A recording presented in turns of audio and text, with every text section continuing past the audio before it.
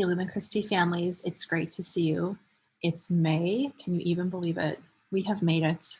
The finish line is in sight. I am so proud of everything that we've done together this year to ensure that our kids had face to face, in person instruction every single day this year. So thank you. We're not celebrating yet, but we're getting close to celebrating. This chats series tonight, there are 3 videos for you to watch. The first is going to talk about COVID. I know you're not surprised. I'm going to give you a little quick update on COVID and where we stand with that and where we are for next year. Then the next video is going to be about, it's called All Must Start. It's a new way in which we are going to be gathering your family's information. If you remember, usually in May, you get a link to fill out a form with your address and phone number and child's allergies. We have a new way in which we're going to be doing that. The second video will walk you through that. And then the third video is the longest, aside from this intro. It's one you have to watch. I have 2 very, very exciting announcements that are going to change our school for next year. So please watch that video. This video, I'm going to talk about some wonderful things coming up during the month of May for our school, and then that'll be it. So the month of May, the first week of May, is always Teacher Appreciation Week. So this week, we will be celebrating our teachers, celebrating their dedication, their commitment to Catholic education, and really their perseverance through tough times. I feel very fortunate every day to be leading such a dynamic group of teachers who never once have ever brought to mind that we shouldn't be in person. It's always been, this year we have to get back in the classroom. How are we going to make that work? I know we've all heard stories of other schools that struggle with getting teaching back to be in person, and our teachers want to be here and they value being here. What a blessing that is to us and our students. So join me in thanking them this week and join me in showing our appreciation for them this week. You do not know how far a quick little email of thanks for what you've done. It goes very far for our teachers. So consider sending them a quick thank you or having your child write a little thank you notes. Those things mean the most to us as educators. Second, did you know that May is the month of Mary? Too many M's there. May is the month in which we honor Mary, our mother. Mary is the best example of motherhood, of devotion, and really a sense of hope that our Lord has given us so freely. So 2 things you can do at home to show your love and devotion to Mary that I would love for every family to do this month. The first is very simple. It's praying the Rosary more frequently. So if you never pray the Rosary with your family, maybe consider at night before bed when you say your prayers, saying a Hail Mary. Maybe you run through the entire Rosary on Sundays or Saturdays, and then every day during the week, just say a Hail Mary as a family.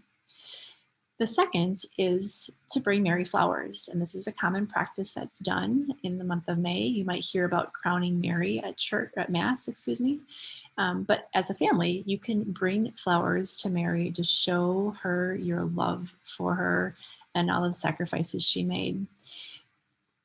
Multiple ways you can do this. The first, we have 2 Mary statues on our property. One is on the south side of the building near the office, kind of where that pickup line goes to pick up children at the end of the day.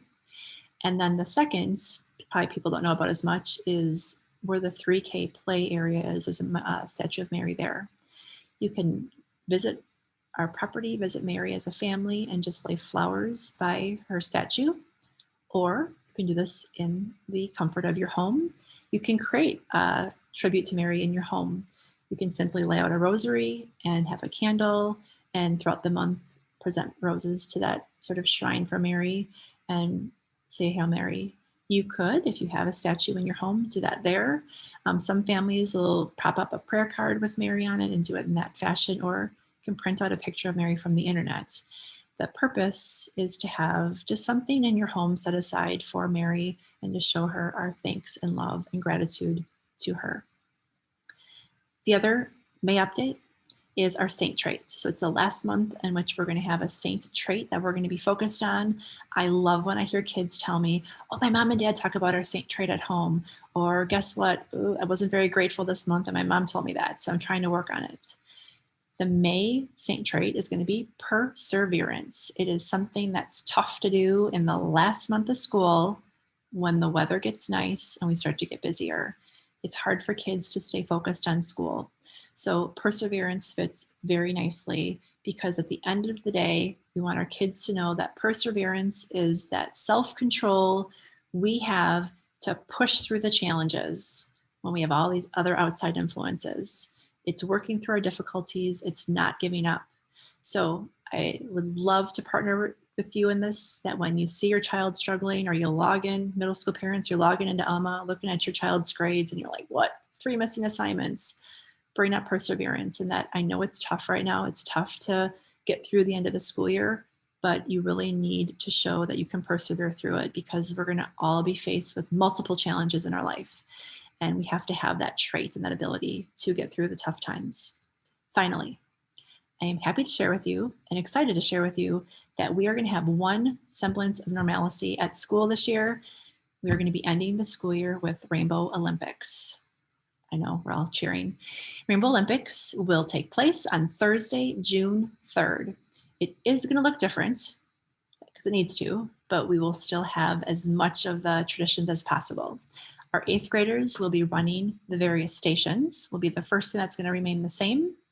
We are going to section our property off into 3 different sections that are spaced out.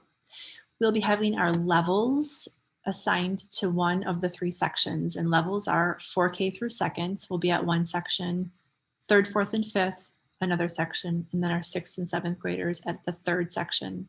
Those levels will spend time playing those games. They will not be mixing as classes, but they'll be playing the various games in that section. And then after about, I think it's 90 minutes, they will then move to the next sort of section on the property. The teams are not going to look the same. So the teams will be your child's classroom teacher or their cohort. So if your child has Mr. B, the team is Mr. B. The team will have an assigned color and your child's teacher will share that information with you in the coming weeks. Your child will come to school dressed out of uniform on Thursday, June 3rd in their team color. The morning will be spent doing the Rainbow Olympics outside activities. We will then stop at lunchtime. Your child will have a bagged lunch, which they need to bring from home. And then the afternoon will be academics. PA is providing a morning treat and an afternoon treat for all of the students in the school. We look forward to next year and we can hopefully have those hot dog lunches back and parents serving hot dogs and carrots and ranch up to our students. We can't do that this year, but we look forward to next year of hopefully being able to do this. But we are so grateful and so happy that we can have Rainbow back for our students to end and complete the school year.